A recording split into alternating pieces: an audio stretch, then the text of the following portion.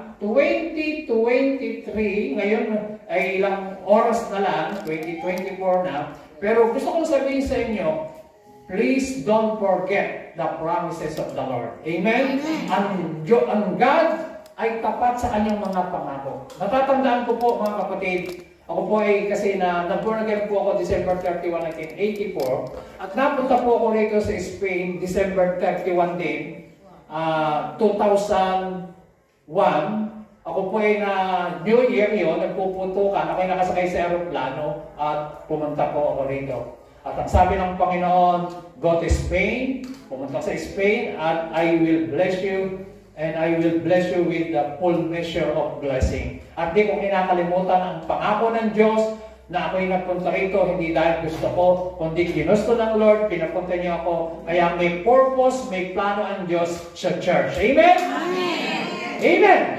So, yun yung pangako ng Diyos. Nire-remember ko yun, hindi ko binabaliwala. Alam niyo mga kapatid, ang Diyos, gusto niya, lagi nating inaalaala. Naalala ko po nung panahon ng ang Diyos ay gumawa ng miracle sa panahon ni Joshua. Nung nahati yung pong dumaan sila sa Jordan River. At alam niyo po ang sabi ng Panginoon sa kay Joshua, pumili ka ng 12 lalaki at yung kung bawat isa sa kanila na lalaki kukuha ng bato kung saan tumayo yung priest. Kasi po yung priest, dala nila yung Ark of the Covenant, tumayo sa gitna ng river, tumayo sila, tapos yung flow ng tubig ay na huminto at nakatawid ang mga Israelita. At ang instruction, kumuha ka ng bato, at yung bato na yan ay dadalhin nyo kung saan kayo naka-stay, at pag nagtanong sa inyo yung mga anak ninyo, sasabihin ninyo hanggang habang panahon, iyan ay magiging memorial. Memory. Alalahanin ninyo na ang Diyos ay hinati yung dagat. Alalahanin ninyo na ang Diyos ay naging tapat sa mga pangako. Amen? Amen. Gayon din ang sinabi ng Lord nung tinalo ng mga Israelita ang mga Amalekites. Sabi ng Lord, gumawa kayo ng scroll, isulat ninyo at basahin nyo yan para maalala nyo na ang Diyos ay nagtagumpay, ibinigyan kayo ng victory. So mga kapatid, ano yung pangako ng Diyos sa atin? Ano yung blessing ni Lord? Ano yung sinabi ng Diyos sa iyo? Huwag mong kalimutan na i-remember at pasalamatan ang Panginoon sa buhay mo. Amen? Alalahanin mo kung paano ka iningatan ng Diyos sa nakaraang 2023. Na, alam mo naman, daming aksidente, daming parang pwedeng mangyari, daming namatay nung nagkaroon ng COVID, pero praise God, may pag-iingatan Diyos sa iyo, ngayon buhay pa tayo. Amen? Amen! Daming nakaranas ng mga lindol sa ibang lugar, nakaranas ng mga tsunami, nakaranas ng mga pagbaha, pero praise God, may protection sa iyong Panginoon. Amen! So, dapat nating remember yan, alalahanin natin yung goodness ni Lord. So, hindi lang po yung mga blessing ang inaalala natin, yung pag-iingat ng Lord sa iyo. Yung nagising ka ngayon, inabot mo yung 2024, buhay ka, malakas ka, may hininga ka, blessing yan!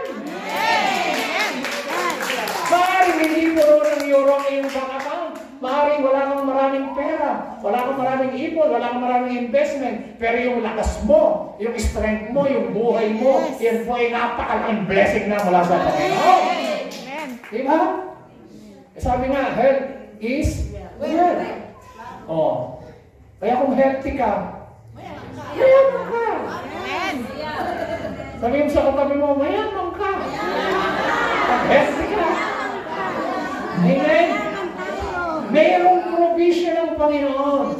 So mga kapatid, dapat mong alalahanan yung God's provision palagi. Alam niyo, talaga naman kung babalikan mo yung buong isang taon 2023, hindi tayo pinagkulang ng Lord. Amen? Amen. Ay ba ay sumanta sa pagkain? Ibig sabihin, nakaranas pa kayo ng isang breakfast, isang lunch, o isang dinner na kayo pinabayaan ng Diyos?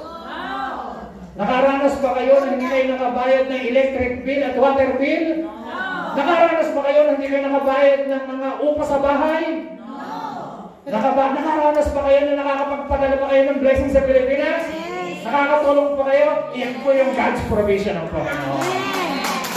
Di ba? So, remember God's goodness. Ang sabi po ng Word of God, tingnan niyo po, mga kapatid, remember the wonders He has done. Yan problema kasi ng mga tao, minsan, nakakalimutan nila yung ginawa ng Diyos sa buhay nila. Alalahanin na nakakalimutan nila yung pinanggalingan nila. Kaya sabi ng Lord sa mga Israelita, pag nandun na kayo sa promised land, pag nandun na kayo, kumakain na kayo ng sagana, nagkaroon na kayo ng magagandang bahay, nagkaroon na kayo ng mga na-meet nyo na yung gusto nyo, huwag nyo isipin na dahil sa sarili nyong lakas. Ang sabi ng Bible, He is the one who gives you the ability to get wealth. Amen? And do not forget the Lord. Remember the Lord. Do not forget the Lord.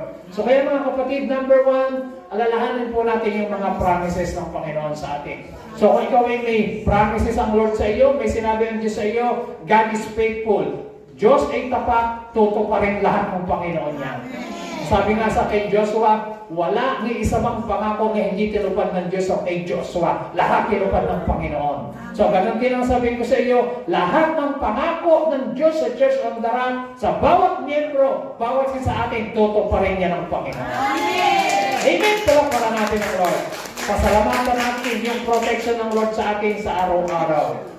Every day, tayo po ay nasa pag-iingat ng Panginoon. Yung provision ni Lord, huwag niyo makakalimutan yan. So, remember God's goodness, remember God's promises, remember God's protection, and remember God's provision na ginawa ng Diyos sa 2023. Palakpakan natin ang Diyos! Amen? Pwede na tayo mag-pray sandali at magpasalamat sa 2023 na ginawa ng Panginoon sa ating mga blessing. Close your eyes. Hallelujah, everybody. Lord, marami pong salamat sa mga... Sige po, kayo din mo, mag-pray kayo. Pasalamatan niyo buo ang inyong pamilya, magkakasama kayong pamilya, nagkakasakit, walang na-aksidente, may provision, may lahat. Sige po, isipin ninyo, 2023, sa inyong kinauupuan na yan, isipin natin, Lord, thank you, napakabuti mo talagang, napakabuti mo. Thank you for your grace, thank you for your mercy, thank you for your faithfulness, thank you, Lord, for everything that you have done in our lives, sa nakaraang 2023, Panginoon, sa aming mga anak. Salamat sa mga pastors, elders, leaders of the Church on the Rock. Thank you sa iyong provision. Thank you sa iyong protection. Thank you. Sige po, pasalamatan mo. There is power in thanksgiving. Sabi ng Bible, in everything give thanks, for this is the will of God concerning you. Ito po ang kalooban ng Diyos, tayo magpasalamat, hindi lang po sa mga magaganda. Sabi ni David, I will bless the Lord at all times, at all times. So, in winter man, in summer man, in spring man, ano man ang na-experience natin, karanasan sa buhay natin, pasalamatan natin ang Panginoon. Amen? Dahil ang Diyos ay tapat sa buhay natin. Glory to God. Glory to God. Amen. Palakpakan natin si Lord.